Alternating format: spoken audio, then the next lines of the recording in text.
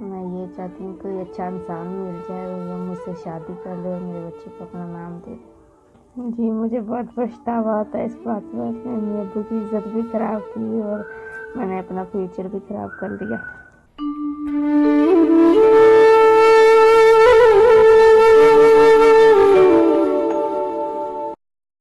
अस्सलाम वालेकुम नाज़रीन, मैं हूं आपका मेज़बान अहमद कोहर। नाज़रीन, आज फिर हम आपके लिए एक ऐसी स्टोरी लेके हाजिर हुए हैं। मेरे साथ इस वक्त 14 साला हुमैरा मौजूद हैं।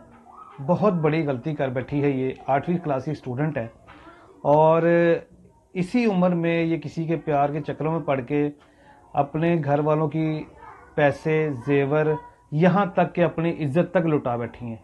ये सारा मामला कैसे हुआ, इन्हीं से जानते हैं। अस्सलाम वालेकुम। वालेकुम अस्सलाम। मेरा 8वीं क्लास की स्टूडेंट है आप, 14 साल अभी उम्र है आपकी, कैसे इस चक्कर में पड़ गई हैं आप? मैं एक ही क्लास में पढ़ते थे तो वो मेरे साथ बैठता था, मेरा होमवर्क कर देता था, वो मेरी काफ़ी केयर करता था। तो आस्ता आस्ता हमें प्यार हो गया एक दूसरे से, तो हम मिलने लगे। स्कूल में भी घर में भी वो आने लगा था। तो हम स्कूल के घर से स्कूल के लिए जाते थे तो बाहर पार्कों में घूमते फिरते थे, मिलते थे।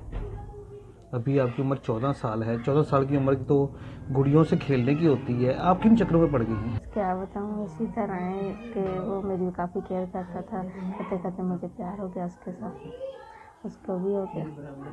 अच्छा, दोनों को प्यार हो गया था। आप मुझे ऑफ कैमरा बता रही थी कि आपने अपने घर वालों से जो पैसे चोरी करके देती रही, उसको अपनी वालदा का जेवर भी देती रही, वो कैसे दिया आपने?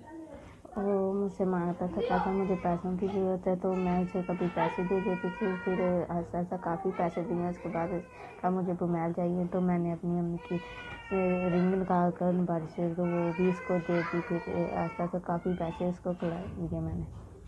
अच्छा, तो फिर कैसे घर वालों को कैसे पता चला कि आप उसके साथ चक्कर चल रहा है आपका? एक दिन मेरी तबीयत ख़राब हुई और मुझे उल्टियाँ आई और अम्मी मुझे डॉक्टर के पास लेके गए तो उन्होंने बताया ये तो पेट से है। अच्छा, तो आप हामला हो गई थी? जी। फिर उसके बाद? और घर वालों को सबको पता चल गया।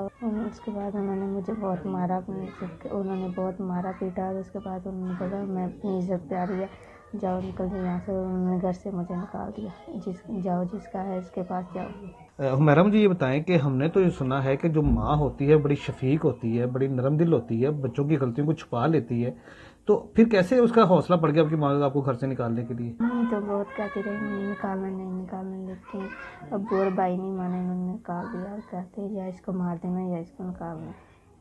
अच्छा, वालदा आपको बचाती रही, उन्होंने कहा कि घर से ना निकालो, तो घर वालों अब्बू ने और भाई ने कहा कि हमने इसको फायर मार देना है? जी अब और भाई ने कहा। अच्छा, मुझे बताएं कि अभी कितनी देर हो गई है, कौन सा महीना चल रहा है? 5वां महीना चल रहा। 5वां महीना चल रहा है। तो मुझे बताएं कि कहाँ पे रह रही हैं अभी, कहाँ किसके पास रह रही हैं आप? हमारी दूर की, मेरी अम्मी की दूर की बहन बनी हुई रिश्तेदार, उनसे हमारी बोलचाल नहीं, तो मैं उनके घर में रह रही हूँ। अच्छा, आपके रिश्तेदार जिन्होंने आपको रखा हुआ अपने पास? जी हमारे रिश्तेदार हैं दूर वाले, उनके घर रह रही हूँ। हमने ये देखा जब कोई लड़की इस तरह की गलती कर बैठती है तो अक्सर जो है ना वो बारिशें करवा लेती हैं, बच्चे ज़ाया करवा देती हैं। आपने क्यों नहीं करवाया?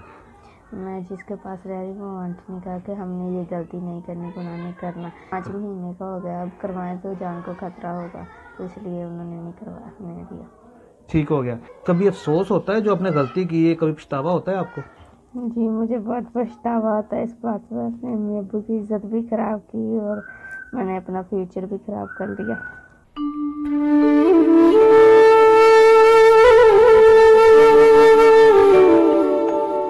कि अब आप क्या चाहती हैं, किस तरह से आपकी हेल्प की जाए? मैं ये चाहती हूँ कोई अच्छा इंसान मिल जाए और वो मुझसे शादी कर ले और मेरे बच्चे को अपना नाम दे दे। जी नाज़रीन, अभी आपने इस बच्ची की दास्तान सुनी है। हम चाहते तो नहीं है कि ऐसी लड़कियों की हेल्प करवाई जाए जो अपने माँ बाप के लिए भी बदनामी का बायस बनती हैं और हमारे माशरे के लिए भी जो है ना वो बदनामी का बायस बनती हैं। लेकिन फिर भी हम ये चाहते हैं कि ये बेटी बहन बेचारी बेसहारा है, यही ऐसा ना हो कि कहीं ये गलत हाथों में चली जाए या कोई ऐसा दोबारा से कोई गलत कदम उठा ले जिससे इसकी ज़िंदगी मज़ीद तबाह बर्बाद हो जाए। तो आप सबसे गुजारिश है कि इस बच्ची की जितनी ज़्यादा हो सके हेल्प करें, ताकि ये जिस हालत में है, अगर आपको पता है कि ज़ाहिर 5वां महीना चल रहा है, इसकी डिलीवरी भी होनी है, उसके ऊपर भी खर्चा होना, और जिस आंटी के पास ये रहती हैं, जैसे बता रही हैं कि बेवा है वो और किराए पे रहती हैं, तो वो इनकी केयर नहीं कर सकती हैं। तो जितना हो सके इस बच्ची की हेल्प कीजिएगा। इजाज़त दीजिए, अल्लाह निगहबान।